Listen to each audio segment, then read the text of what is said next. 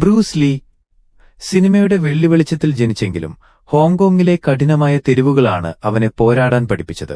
ഒടുവിൽ ഇപ് മാൻ എന്ന ഗുരുവിനെ കണ്ടെത്തുന്നതോടെ അവന്റെ ജീവിതം മാറുകയാണ്.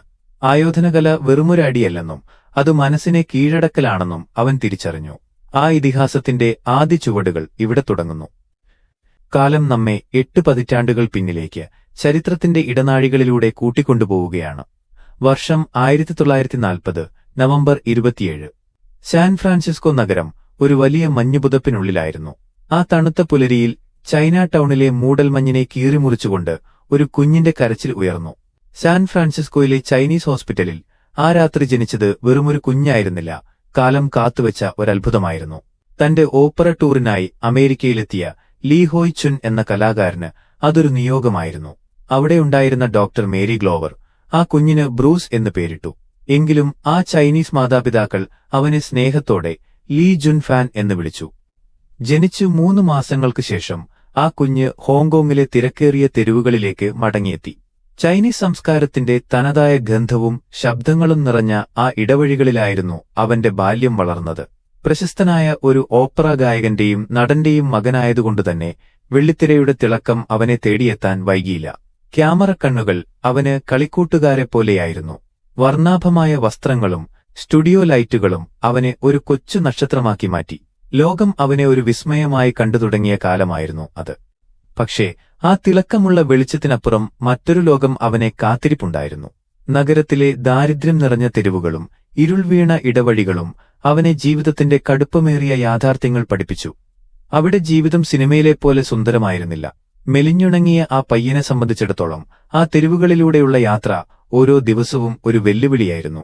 തെരുവു വഴക്കുകൾക്കും അധിക്ഷേപങ്ങൾക്കും നടുവിൽ തന്റെ ആത്മാഭിമാനത്തിനു വേണ്ടി പലപ്പോഴും അവന് പോരാടേണ്ടി വന്നു. ആ പരിക്കേറ്റ നിമിഷങ്ങളിൽ ആൾക്കൂട്ടത്തിനു നടുവിൽ ഒറ്റപ്പെട്ടുപോയപ്പോൾ അവന്റെ ഉള്ളിൽ ഒരു ചോദ്യം മുഴങ്ങി: എനിക്ക് എന്നെത്തന്നെ സംരക്ഷിക്കാൻ എങ്ങനെ സാധിക്കും? ആ വലിയ അന്വേഷണമാണ് അവനെ ഒരു പുതിയ ലോകത്തിന്റെ വാതിലിലെത്തിച്ചത്. അവിടെ ചുവരുകൾക്കുള്ളിൽ ശാന്തമായ അന്തരീക്ഷമായിരുന്നു. സുഗന്ധമുള്ള തിരികൾ കത്തുന്നു. അവിടെ അവനെ കാത്തിരുന്നത് ഇതിഹാസതുല്യനായ ഒരു മനുഷ്യനായിരുന്നു, ഇപ് മാൻ. ശാന്തതയും കരുത്തും ഒരേപോലെ സമ്മേളിച്ച ഒരു വിങ് ചുൻ മാസ്റ്റർ. ആദ്യമൊക്കെ ഒരു വാശിയായിരുന്നു ആ പയ്യന്റെ ഉള്ളിൽ. ശത്രുവിനെ തകർക്കാനുള്ള ഒരു ആയുധമായിട്ടാണ് അവൻ ആയോധനകലയെ കണ്ടത്. എന്നാൽ ഇപ് മാൻ അവനെ മറ്റൊരു പാഠമാണ് പഠിപ്പിച്ചത്. സ്റ്റാർ ആയോധനകല വെറുമൊരു പോരാട്ടമല്ല മകനെ, അതൊരു സംസ്കാരമാണ്. സ്വയം നിയന്ത്രിക്കാനുള്ള വിദ്യയാണ്. സ്റ്റാർ ദേഷ്യത്തെ എങ്ങനെ ഏകാഗ്രതയാക്കി മാറ്റാമെന്ന് അവൻ അവിടെ നിന്ന് പഠിച്ചു. കൈകാലുകളുടെ ചലനത്തേക്കാൾ ഉപരിയായി മനസ്സിന്റെ നിശ്ചലതയാണ് പ്രധാനമെന്ന് അവൻ തിരിച്ചറിഞ്ഞു. പിന്നീട് കണ്ടത് കഠിനമായ അധ്വാനത്തിന്റെ നാളുകളാണ്. തടികൊണ്ട് നിർമ്മിച്ച മരത്തൂണുകളിൽ ആഞ്ഞടിച്ച് അവന്റെ കൈത്തണ്ടകൾ തഴമ്പിച്ചു. ഓരോ അടിയും കൊള്ളുന്നത് അവന്റെ ശരീരത്തിലല്ല, ആത്മാവിലായിരുന്നു. വേദനയല്ല, മറിച്ച് തന്റെ പരിമിതികളെ ഓരോ ദിവസവും മറികടക്കുന്നതിന്റെ ആവേശമായിരുന്നു ആ കണ്ണുകളിൽ തിളങ്ങിയത്. ഹോങ്കോങ്ങിലെ സന്ധ്യാവെളിച്ചത്തിൽ ഗുരുവിന്റെ ഓരോ നിർദ്ദേശങ്ങൾക്കുമൊപ്പം തന്റെ കൈകൾ വായുവിൽ ഒരു ചിത്രം വരയ്ക്കുന്നതുപോലെ അവൻ ചലിപ്പിച്ചു. ആ നിമിഷം ആ തെരുവു പയ്യൻ വെറുമൊരു പോരാളിയാവുകയല്ലായിരുന്നു, മറിച്ച് വരാനിരിക്കുന്ന ഒരു വലിയ വിപ്ലവത്തിന്റെ തുടക്കമായിരുന്നു അത്. ലോകം മുഴുവൻ ഉറ്റുനോക്കാൻ പോകുന്ന ആ ഇതിഹാസത്തിന്റെ ആദ്യ ചുവടുകൾ. അവിടെ തുടങ്ങുകയായിരുന്നു ആ വലിയ മാറ്റത്തിന്റെ കഥ.